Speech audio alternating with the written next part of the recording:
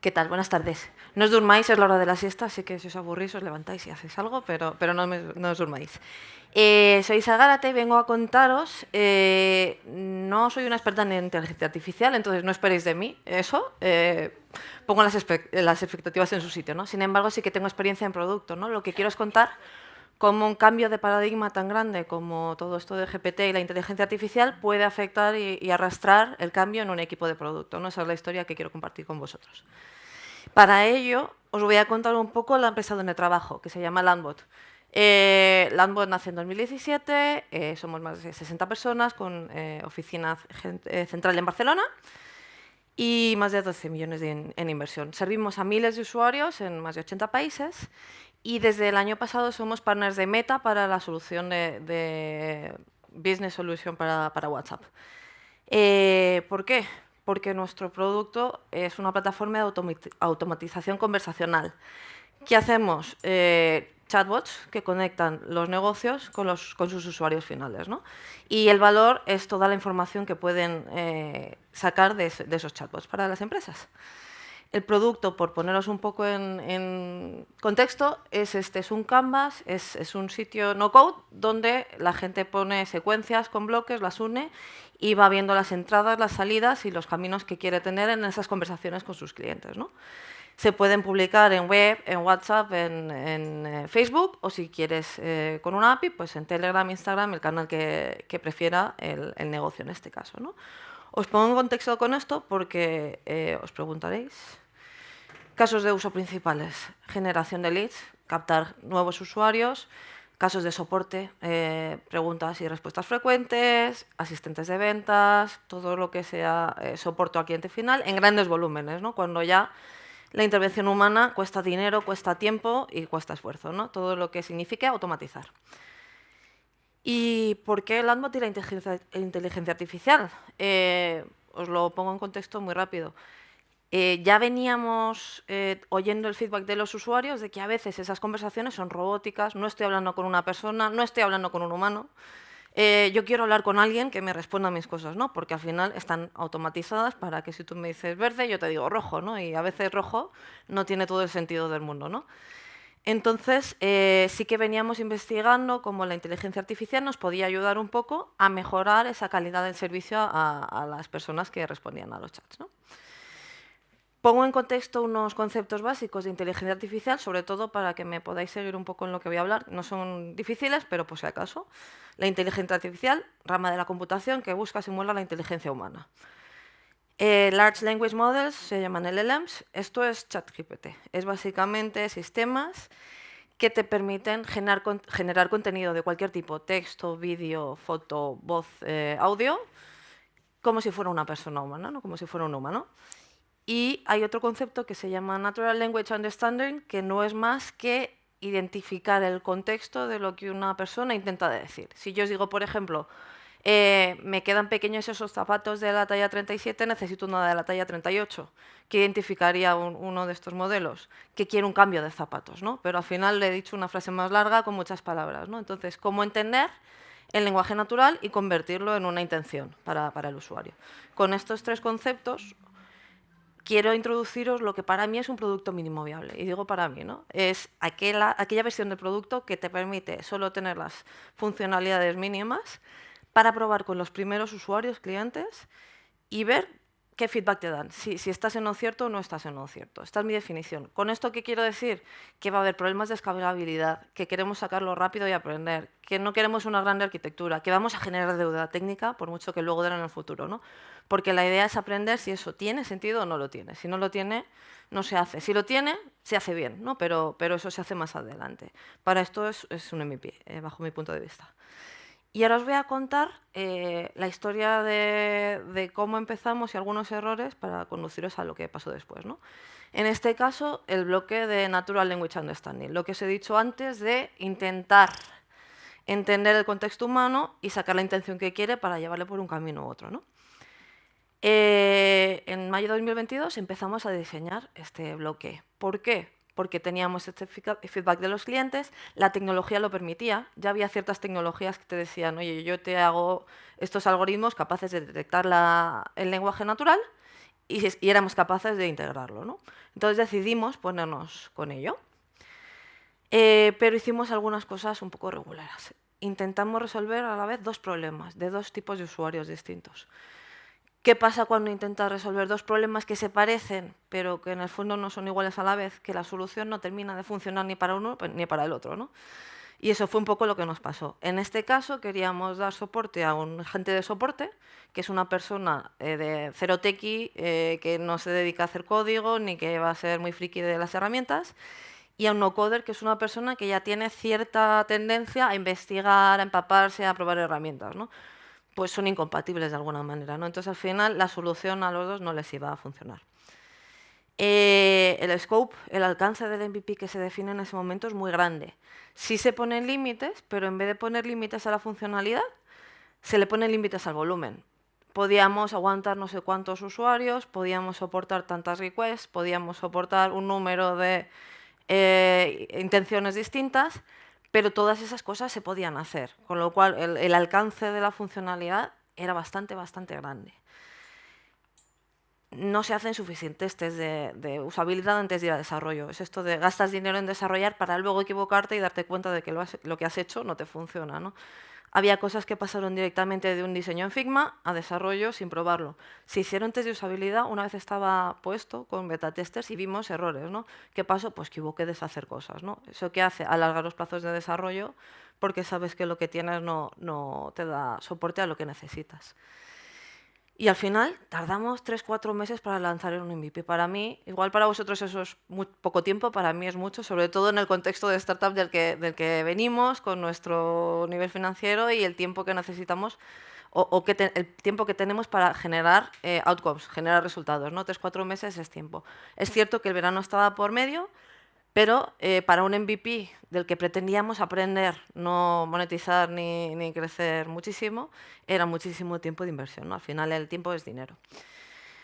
Cometimos otro error. Nos centramos en la tecnología, nos centramos en la solución.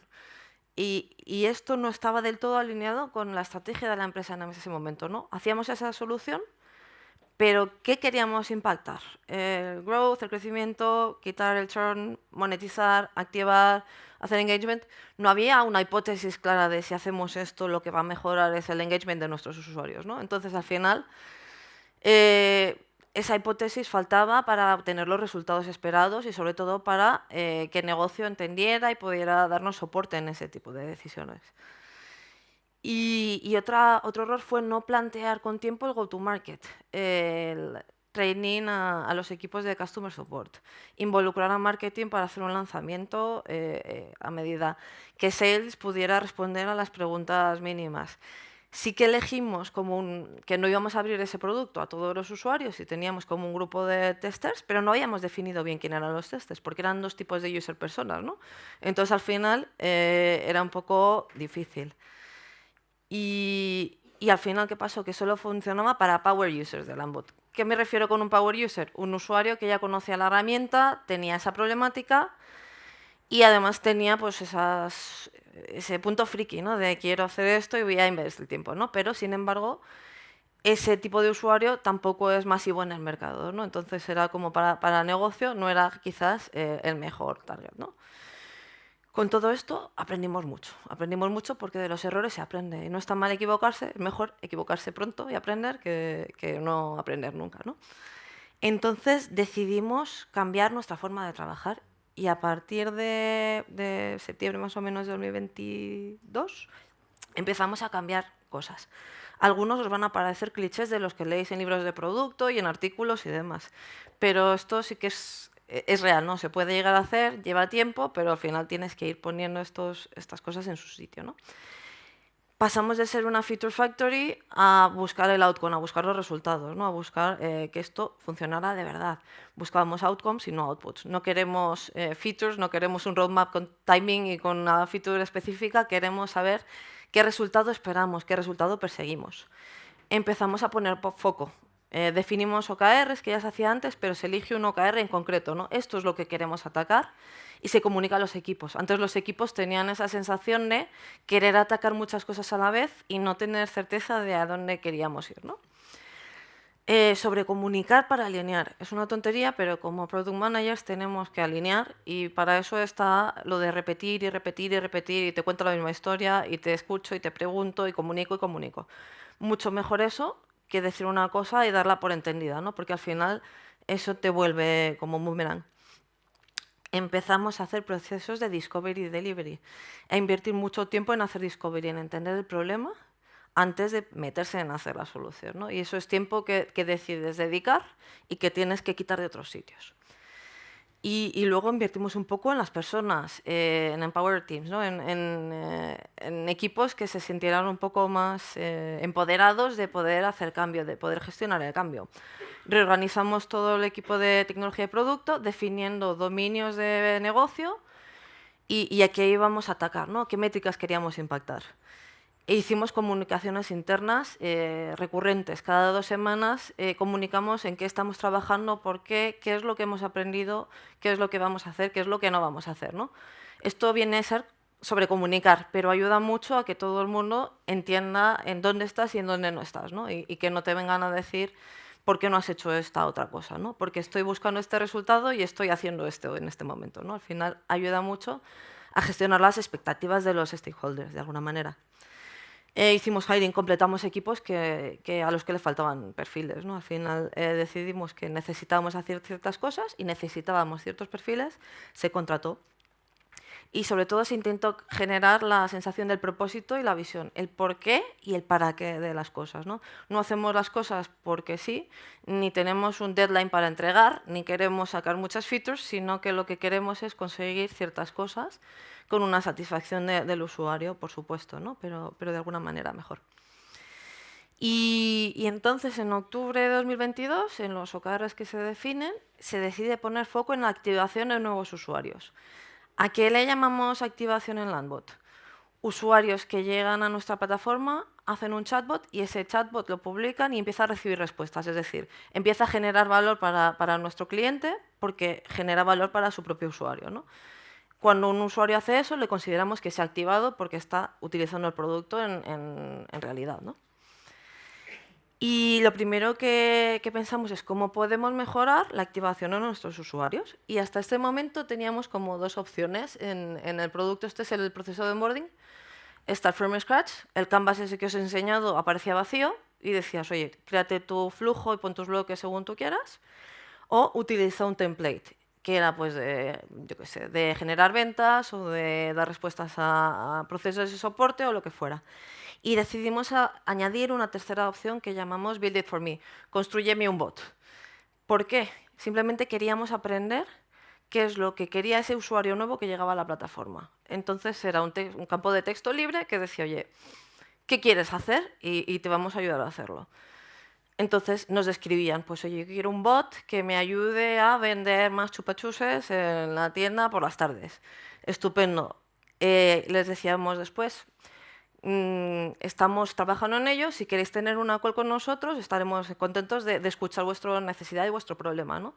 Nos sirvió mucho para hacer discovery, para hacer entrevistas de usuario, para entender qué es lo que le pasaba a ese usuario nuevo, quién era, qué buscaba, qué quería. Y pues estuvimos un tiempo y de repente, pues boom, cambio de paradigma, GPT. El 30 de noviembre del 22 esto explota, ¿no? Y de repente en todas las noticias todo el mundo está utilizando GPT. Nosotros ya veníamos mirando cosas de inteligencia artificial. Está muy cerca a nuestro dominio, nos afectaba bastante, ¿no? Nos salta esto y bueno, pues empezamos un poco a pensar cosas. Y aquí empezamos a hacer las cosas de otra manera. La primera propuesta surge de tecnología que está haciendo un SPY, que está haciendo un poco de investigación de la tecnología, de qué es lo que puede hacer.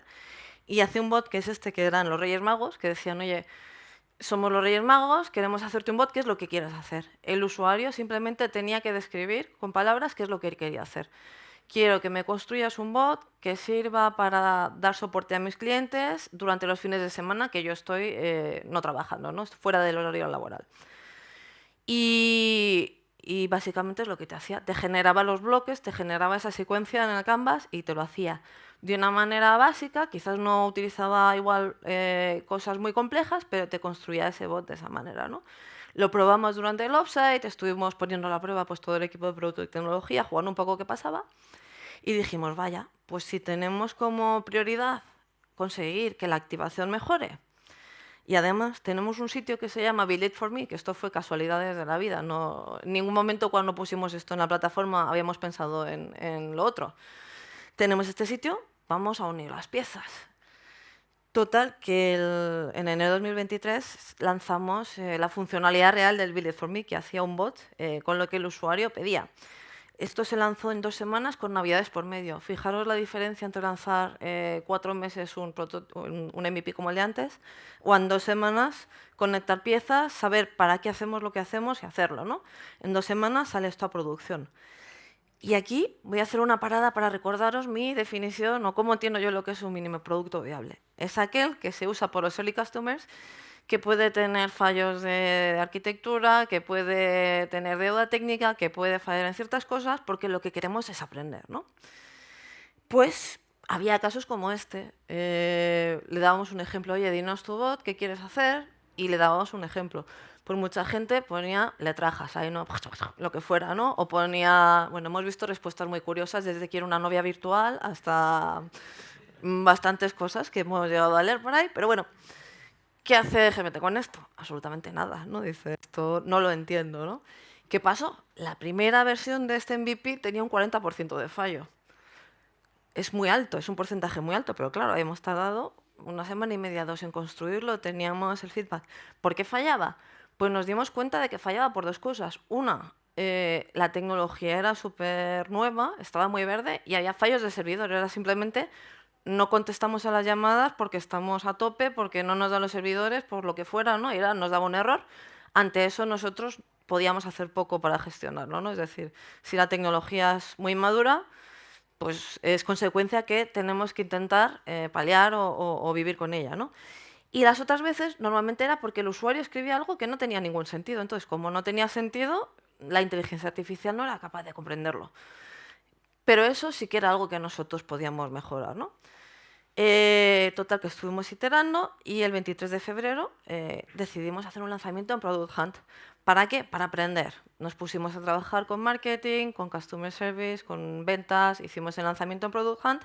¿Cuál era nuestro objetivo? Coger más early customers, entender mejor qué es lo que pasaba y poder iterar más rápido. Y todo muy bien, excepto que el mercado era muy competitivo. El mismo día que nosotros lanzamos, apareció Notion AI en Product Hunt. Íbamos los primeros, estupendo por la mañana, súper contentos, en horario europeo, y de repente llega la hora de Estados Unidos, boom, aparece Notion y sube esto. ¿Qué pasa? Notion es una empresa muy grande, muy conocida, nosotros somos muy chiquititos, nos ganan. Pero esto no nos quitó las ganas. Dijimos, jolín, se están metiendo ahí Notion, se están metiendo nuestros competidores, se están metiendo otros, tenemos que invertir más, tenemos que aprender más, ¿no? Esto nos sirve un poco como, a ver, Notion no hacía nada parecido a lo nuestro, hacía su propia solución para su propio dominio, pero al final sí que nos quitó un poco el tener usuarios de prueba ese mismo día, ¿no? Pero bueno, nos alentó. ¿Qué hacemos con toda esa información? Encuestas, entrevistas, al que quería hablar con nosotros, mirar datos, todo esto lo teníamos súper medido con datos y estábamos mirando un poco cuántas veces lo hacían, si volvían al producto, si volvían a intentar utilizarlo, si no. Y de ahí pues empezamos a pensar en experimentos, experimentos que nos sirvieran para validar hipótesis, para aprender, para ir iterando un poco esto. Pues eso, sacamos datos, datos reales, datos cualitativos que eran fuera de lo que nos decían en las entrevistas en la encuesta. Esto era el prompt que la gente escribía, ¿no? De esto nosotros íbamos también entendiendo qué casos de uso querían, qué estaban buscando, cómo se expresaban, si eran respuestas largas o cortas. Aprendimos que los usuarios la primera vez lo hacían muy mal, la segunda mejor, la tercera mucho mejor, ¿no? Al final iban aprendiendo con el uso a utilizar esto, ¿no? Entonces dijimos, oye, pues tenemos que hacer ciertos cambios, ¿no? Y de repente pasa una cosa curiosa, que es que los sign-ups, la gente que se registra en nuestro producto, se duplican. Básicamente de una semana para otra se duplican. Sin gastar nada en marketing, de hecho habíamos cortado alguna campaña que teníamos sin hacer nada. No sabíamos muy bien por qué. Entonces empezamos a tener hipótesis, ¿por qué está pasando esto, ¿no? Y descubrimos que si, por ejemplo, tú le preguntabas a GPT, dime una herramienta de inteligencia artificial que te genere chatbots, decía, Landbot es esa herramienta. Entonces nos estaba llegando muchísimo tráfico de la nada, ¿no? Pero no sabíamos bien por qué. Entonces decidimos hacer una tontería que es cambiar un copy. El copy este de deja que la inteligencia artificial construya tu bot.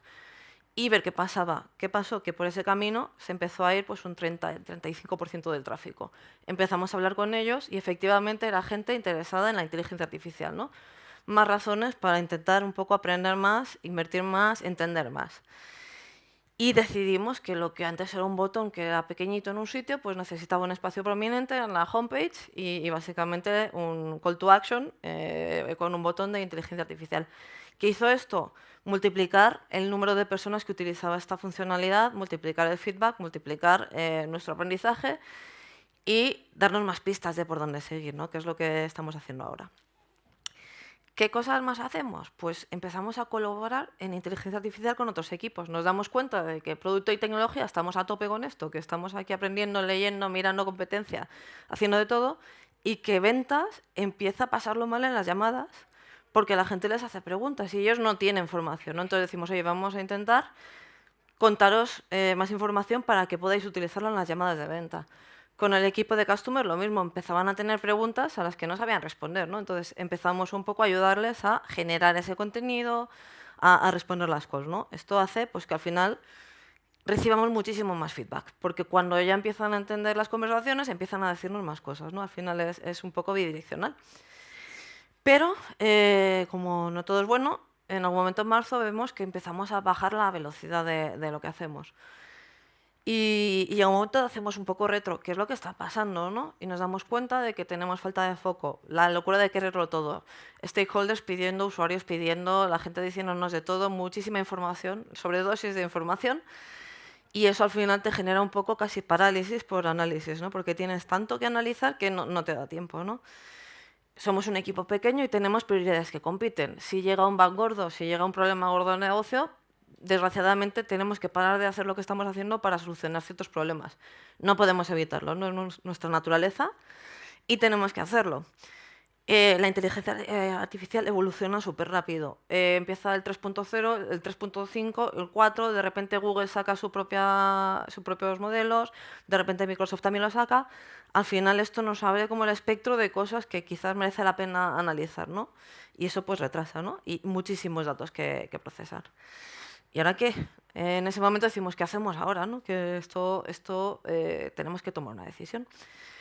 Pues decidimos en abril generar un squad de experimentos. Le sacamos de todo lo que es el negocio normal de la empresa y decimos, venga, vais a trabajar en este problema y vais a trabajar con este tipo de tecnología, ¿no? Y empezamos a hacer buenas prácticas, ¿no? Lo primero que hacemos es ver cuáles son los problemas que más han salido de toda la información, de todos los datos, de todas las entrevistas. Y los listamos, ¿no? Y empezamos a priorizar en qué problema vamos a querer, ¿no? Y decimos aquí cosas como, oye, no le des las llaves de un Ferrari a una persona que no entiende cómo conducir o que no sabe conducir, ¿no? Entonces tenemos un poco que gestionar las expectativas de nuestros usuarios. Experimentamos de manera ordenada, ¿no? Intentamos utilizar marcos de trabajo como la TESCAR, donde defines una hipótesis, un resultado esperado y ves si más o menos vas avanzando en la dirección correcta o no lo estás haciendo.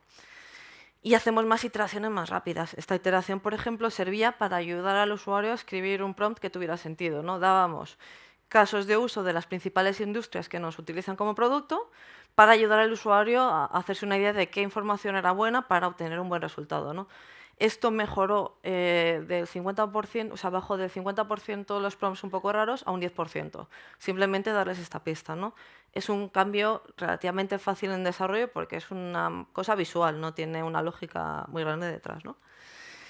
Y nos da, pues eso, oportunidad de añadir casuística muy grande que estamos viendo, como por ejemplo las preguntas frecuentes o ciertos casos de ventas o de campañas, ¿no? Que es en lo que estamos un poco trabajando ahora, porque ahora sí que sabemos qué problemas merecen la pena resolver y la problemática detrás, quién es el usuario, por qué, cuándo, cómo, ¿no? Ahora tenemos muchísima información. Y una cosa muy chula es que nuestro propio equipo de ventas es nuestro usuario beta. Al final, si estamos haciendo soluciones para equipos de ventas, pues para que sacarlas fuera. Tenemos un equipo de venta muy bueno, ¿no? Esto es un mensaje de, oye, estamos en el equipo de ventas probando vuestros propios prototipos, vuestras propias cosas, ¿no? Para daros feedback y que vosotros podáis entender muy rápido, ¿no? Y con varias personas, tenemos varios stakeholders, ¿no? Al final es un poco predicar con el ejemplo. Y que somos desde un squad de experimentación mucho más agresivos. ¿Por qué? Porque estamos fuera del business as usual, estamos fuera del negocio de la empresa. Entonces, por ejemplo, estamos haciendo diseños que no tienen nuestro canvas, sin el builder, ¿no? Que básicamente es el core de nuestro producto. Decimos, oye, quizás sin eso podemos alcanzar otro tipo de usuarios de otra manera, ¿no? Y estamos haciendo experimentos más agresivos, más fuertes, ¿no? Esto pues viene de mucho aprendizaje, de mucho tiempo y mucha retrospectiva también, ¿no? Si me preguntáis cuáles son los principales retos que vemos a día de hoy con inteligencia artificial, ¿no? Y que nos están tocando, las alucinaciones. Esto alucina, cuando digo que alucina, quiere decir que se inventa cosas y que cuando no sabe una respuesta, a veces da una respuesta a la inteligencia artificial. Esa respuesta puede ser peligrosa dependiendo de a qué sector o a qué persona te dirijas. Si estás haciendo un bot para cuidados médicos y ciertas enfermedades, imagínate que esto es inventarte una respuesta, ¿no? O sea, puedes tener efectos muy, muy malos. Entonces, tenemos que aprender un poco a cómo tratar estas alucinaciones, ¿no? Y no es un reto fácil. Somos un equipo relativamente pequeño, no podemos pelear con un Google o con un Amazon, ¿no? Al final tenemos que ser conscientes de los recursos que tenemos y de lo que podemos llegar a hacer. Y luego el tercero es la gestión de expectativas de los usuarios cuando oyen inteligencia artificial, cuando reciben el producto y cuando intentan ver el valor que obtienen a cambio. Al final va mucho de explicar pues, que esto tiene límites, que la persona lo entienda y que decida si esos límites y esa ganancia, ese valor que obtiene, es suficiente para él, ¿no? Al final es un poco el reto que estamos un poco viendo como más difícil, ¿no? No podemos controlar un modelo de estos, ¿no? No somos los dueños de ese modelo, ¿no? Lo que tenemos que hacer es utilizarlo con responsabilidad, utilizarlo con cabeza y utilizarlo de una manera que aporte, ¿no? No que reste de alguna manera. Y con todo esto os quiero resumir un poco los aprendizajes de todo este tiempo, ¿no? El primero, asegúrate de que tus productos están alineados con la estrategia de la empresa. Por mucho que algo sea muy nuevo, muy chulo, muy guay, si tú vas en contra del negocio, vas a tener muchísimos problemas con stakeholders, con ventas, con cualquier cosa, ¿no? Con leadership. El segundo, invierte el tiempo necesario en definir los problemas, no en definir soluciones. Es decir, cuanto más acotado y más definido esté un problema, es muchísimo más probable que hagas una solución que funcione y que funcione bien, ¿no? Dedícale tiempo. Al final es tiempo bien invertido, ¿no? Mejor invertirlo antes que después de desarrollar. Estate atento al mercado. De repente te llega esto, súbete al paradigma, porque si no dejas de ser competitivo. Te adelantan por todos lados y te quedas atrás. Hay que estar atentos, sobre todo como a nosotros en este caso, donde nos chocaba muchísimo la inteligencia artificial con nuestro dominio de empresa, ¿no? Un producto no es nada sin un buen go-to-market. Tenéis que ser amigos de ventas, de marketing, de customer, tenéis que hacer que todos vendan, ¿no? Por mucho que tengas el mejor producto del mundo, si eso no se vende y no está preparado para venderse, no te sirve para nada. Y ten cuidado, cuida a los equipos de cómo trabajan, son el principal valor, ¿no? Al final las personas generan valor, tienes que tenerlas en consideración y cuidarlas para que esto funcione y que las cosas funcionen cada día mejor, ¿no? Y bueno, para mí un MVP debe servir para obtener feedback y aprender de primeras. Luego ya desarrollarás, harás cosas más estables, ¿no? Pero primero aprende, no inviertas muchísimo tiempo en hacer algo que luego no vaya a servir para nada. Y nada más, muchas gracias, espero que os haya gustado. Si tenéis preguntas.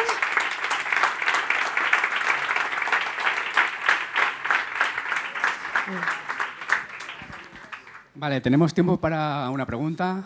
A ver, manos levantadas. ¿Quién había levantado primero? Por aquí. Hola.